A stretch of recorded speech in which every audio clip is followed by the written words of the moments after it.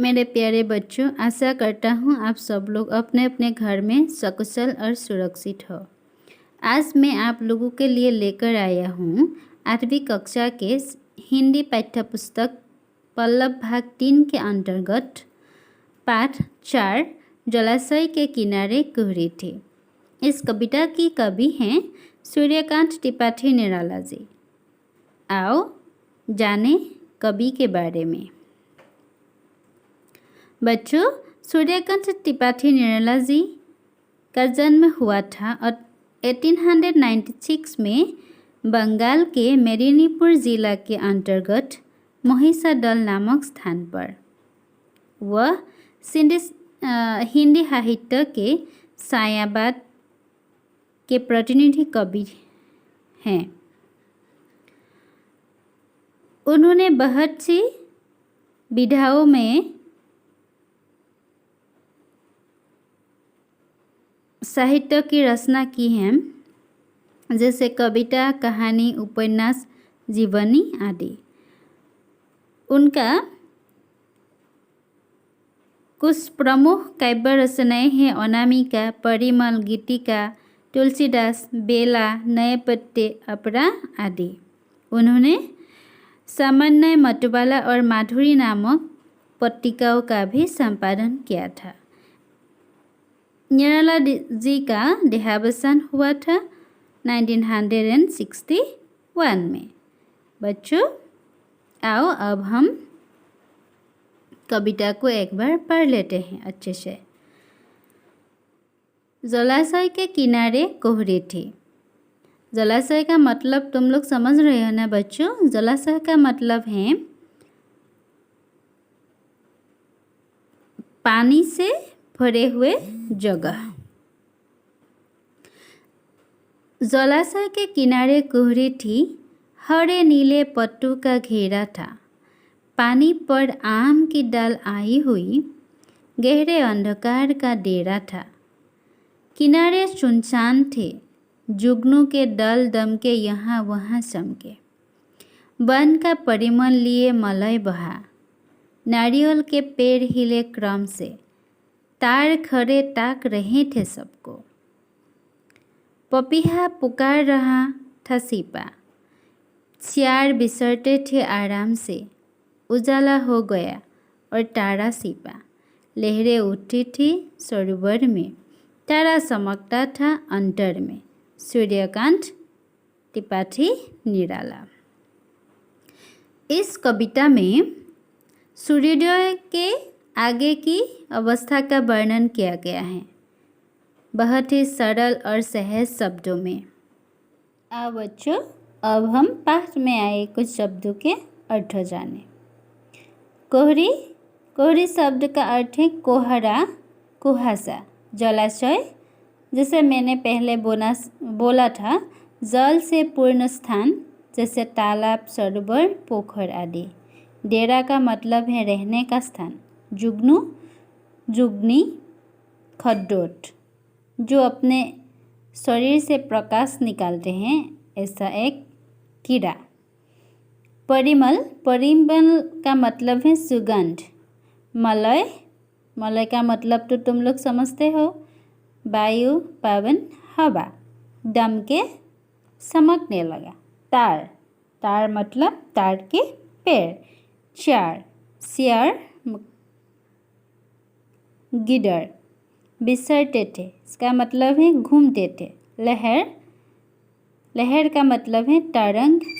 ताक रहे थे, इसका मतलब है देख रहे थे। ठीक है, अब हम कविता के भावार्थों को समझेंगे। ठीक है।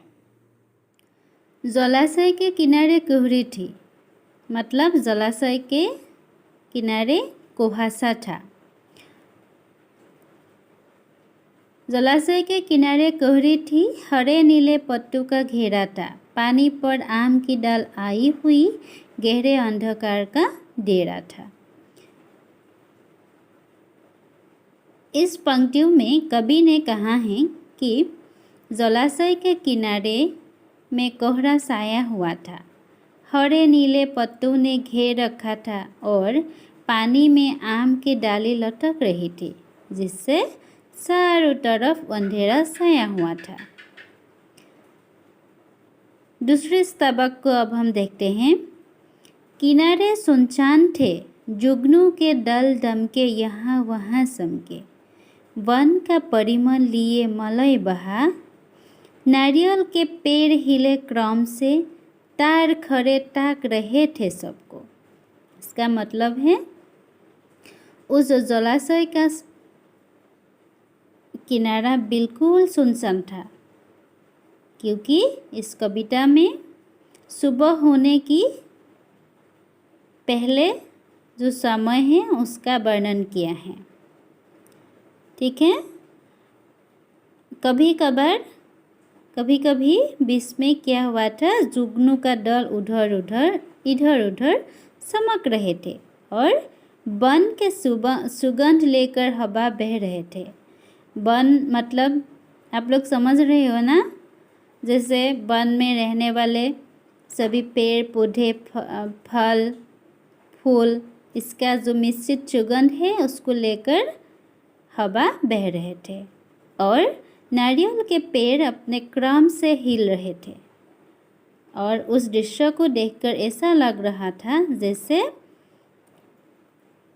मानो ताड़ के पेड़ खड़ा होकर प्रकृति के इन सभी क्रियाओं को देख रहे थे।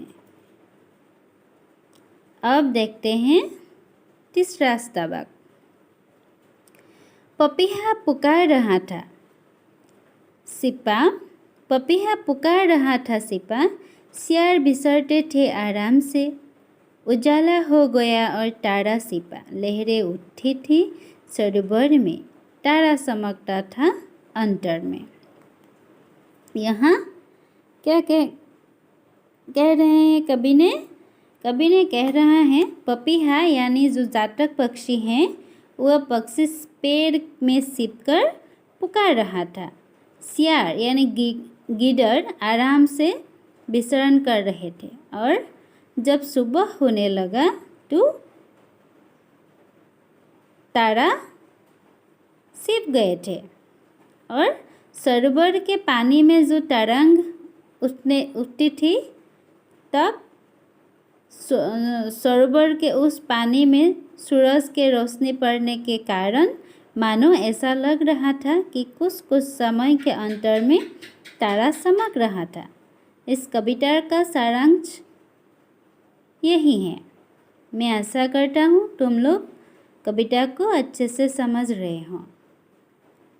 ठीक है मेरे प्यारे बच्चों, अगर आप लोगों ने मेरा वीडियो को देख रहे हो तो प्लीज़ मेरे चैनल को लाइक, कमेंट और शेयर कर देना और सब्सक्राइब भी कर लेना। ठीक है, धन्यवाद।